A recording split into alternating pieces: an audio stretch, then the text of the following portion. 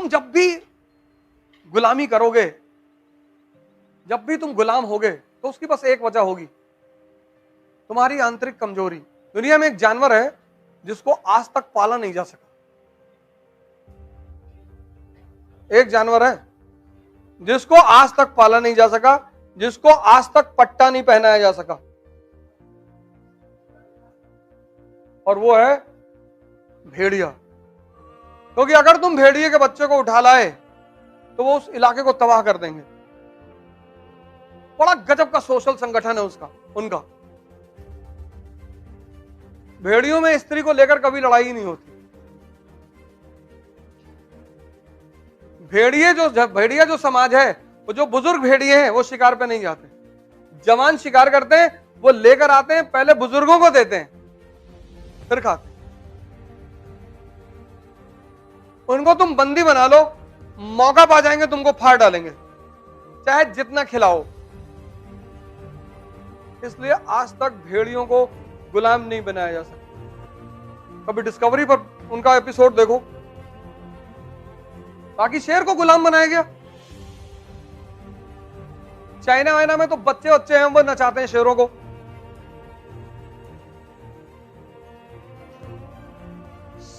ताकत कहां है? अपने अंदर उत्साह। 3 चीजें हैं जो अगर तुम्हारे पास हैं तो तुम दुनिया के सबसे धनी आदमी हो। एक, डेयरनेस, तुम रिस्क लेना जानते हो। 98% लोग डर मरे हुए हैं। भैया मान लीजिए आईएएस की तैयारी करें और नहीं हुआ तो एमएलए का चुनाव लड़ जाना। अरे ऐसे थोड़े होता है भैया, रिस्क लेना सबकी बस की बात नहीं है ही नहीं, हमें सिखाया नहीं जाता डेयरनेस। दूसरा, एंथुजियाज्म, उत्साह। अगर ये चीजें बाजार में बिकती तो अमीर हमेशा अमीर ही होते।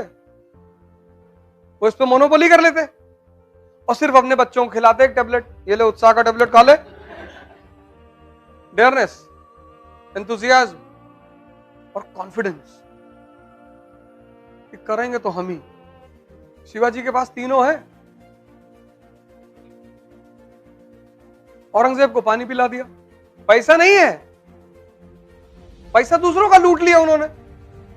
अहमदनगर, गोलकुंडा, बीजापुर, इनसे ले लिया पैसा। समझदारी कितनी बड़ी है। राजपूतों की तरह बिहेव नहीं किया उन्होंने, प्राण जाए पर वचन न जाए। अरे प्राण कैसे चला जाएगा? जो गलती राजपूतों ने की वो शिवाजी ने नहीं की। अफजल खान से मिलने गए, उसने कहा कोई हथियार लेके नहीं आएगा, बोला बिल्कुल।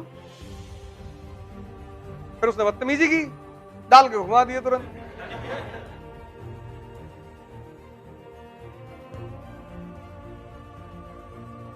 जो आदमी जिस भाषा को समझता है उससे उसी भाषा में बात करोगे ना। फिर अफजल खान को मारे मुगल सूबेदार का अंगूठा काट लिए। शाइस्ता खान, सोचो कितना बेइज्जती हुआ होगा उसका। कटा अंगूठा लेके दरबार में गया कि भैया उसको मारे ही नहीं, अंगूठा काट लाए कि जाओ अपने बॉस को बता देना कि अगली बार तुम्हारा गर्दन काटेंगे और तुम्हारा बॉस का भी काटेंगे। लेकिन उस आदमी के पास एक गुरु है, रामदास।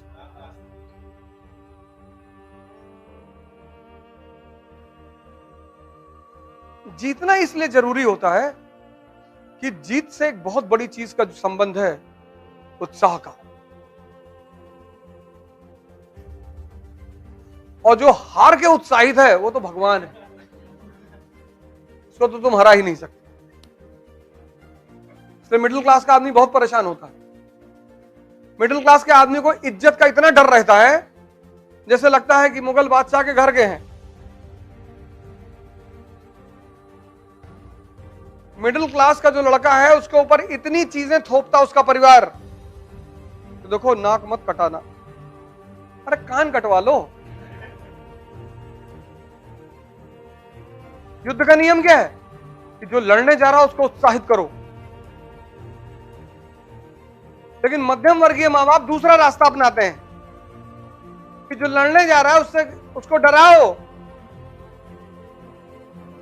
मध्यम वर्गीय जो परिवार है, मिडिल क्लास, वो सोचता है कि अगर अपने बच्चों को हम मजबूरी दिखाएंगे तो ये और पढ़ेंगे। वो ये गलत सोचता है। एक बात युद्ध का नियम याद रखना, जब कल तुम्हारे बच्चे लड़ने जाएंगे आज से 10 साल बाद, तो उनसे कहना अबे कोई बात नहीं, तुम फेल हो जाओ तो तुमको मर्सिडीज खरीद के देंगे। तो सोचेगा यार ये पागल है, मेरा बाप जो है कह रहा है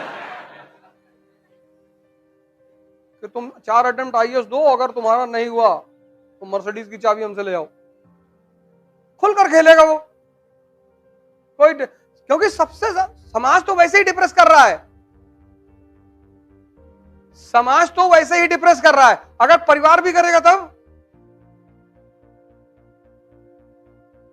इसलिए जिनके मां बाप नहीं रहे, परिवार नहीं रहे, उन्होंने बड़े कांड किए जीवन में, ऐसे बड़े। अब जैसे भगवान कृष्ण है, माँ बाप जेल में, नहीं तो इंजीनियर बना देते, मैकेनिकल इंजीनियर, इंजीनियरिंग करके। कोई जानता उनको?